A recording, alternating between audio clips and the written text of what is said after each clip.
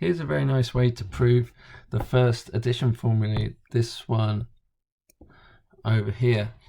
I found it on GeoGebra on this website, and it's quite good. If you go to that website, you'll be able to see an animation of how you go from this rhombus on the left to the one on the right, although I'll try and explain in the video, but you can always go to the GeoGebra site here if you wanted to see it actually moving. So if we want to do this proof, what we can do is find the area of the rhombus on the left, and then that will have the same area as the shaded region on the right. Excuse me. I'm just going to change this, instead of alpha and beta, I'm just going to change this angle to A plus B, because that's what it is in the formula over here. So if that angle there is A plus B, we can find the area of the rhombus fairly easily if we split it up into two triangles. The triangles will be congruent. This will also be A plus B.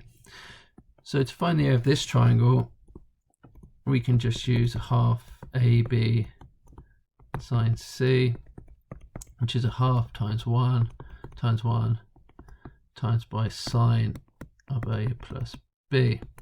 So that is obviously just a half sine A plus B. And we've got two of those.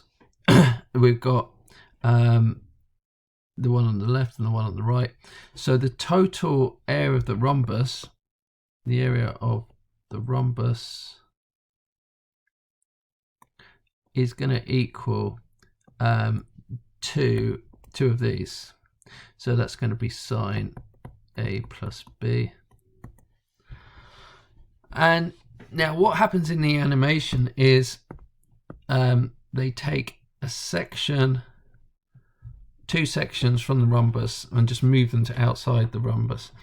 So this section here, if I just break this up a bit, this triangle here is moved to here, and this triangle down here is moved to here.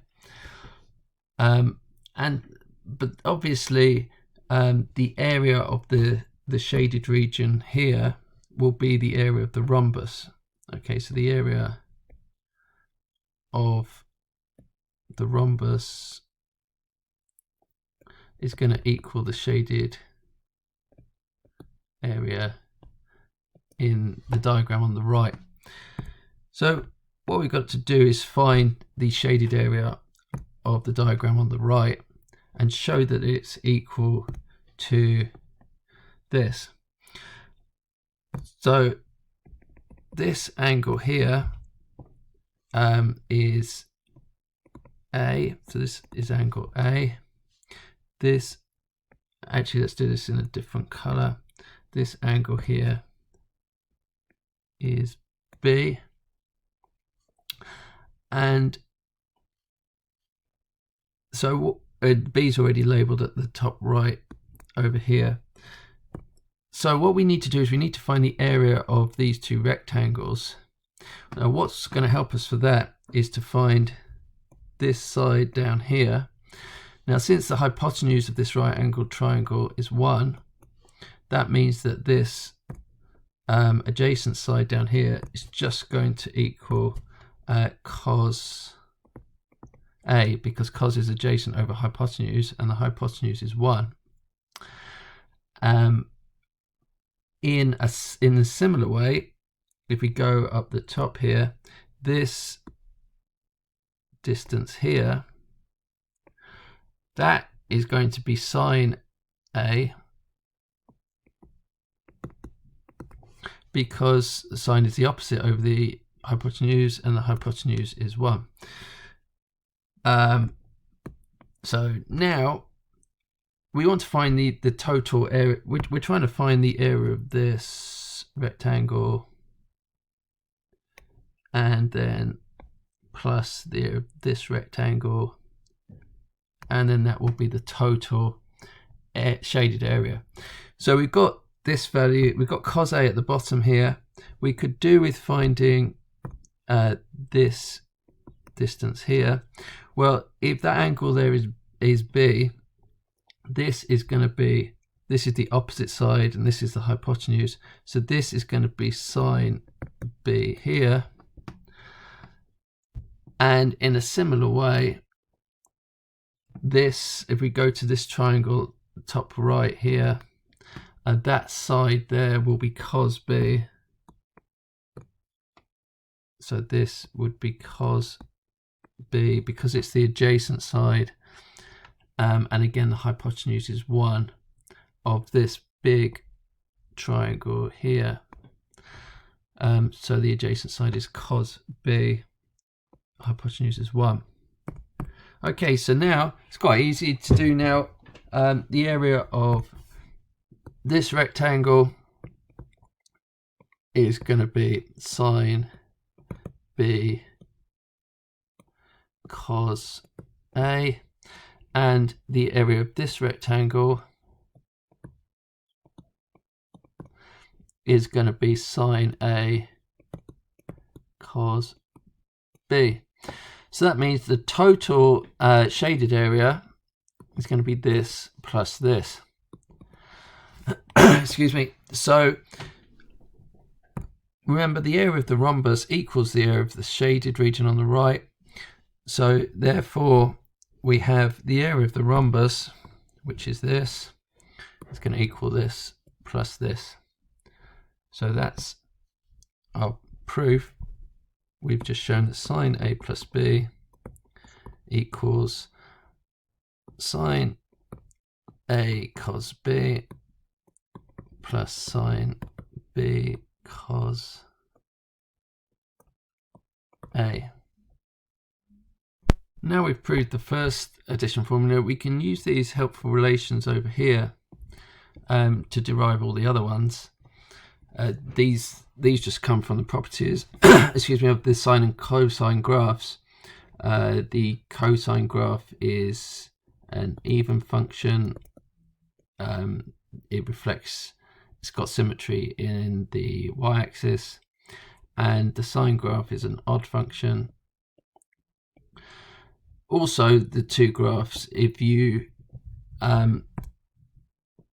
translate the sine graph by pi over 2 to the left or the negative x direction, you will get the cos graph.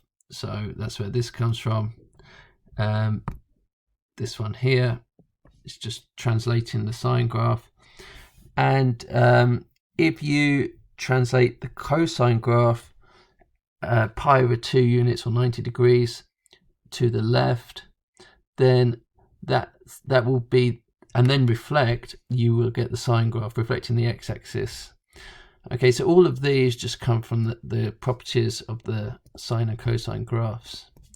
Okay, so if we use those properties now, we should be able to derive all the other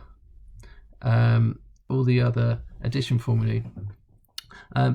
If we just replace b with minus b in this, we get sine a minus b equals sine a cos minus b plus sine minus b cos a. And we know that cos minus b is just going to stay, it's just going to equal cos b. Whoops. Whereas sine minus b is going to equal minus sine b. So this is going to end up being, cos a is going to stay as it is, but this is going to be minus sine b. So that's why the plus changes to minus, and we have a plus sine b here. So that's the second addition formulae proof. To prove the cosine ones, So in order to prove cos A plus B, we can do something similar. We can use this formula over here. It's not really a formula, it's just translating the sine graph to get the cos graph. So what we can do is we can write cos A plus B as sine A plus B plus pi over 2. Again from this relation here. And so just rearranging this, we don't really need the bracket here. So this is the same as sine A plus pi over 2. Put the bracket in here. Although you don't really need a bracket because you're adding everything together. And now we can use the addition formula for sine. So we can use this up here now, and that will give us sine A plus pi over 2. It's just we're taking all of this as being A in the formula above here, and so B is just going to stay as it is. It's cos B plus we're going to have sine B and then cos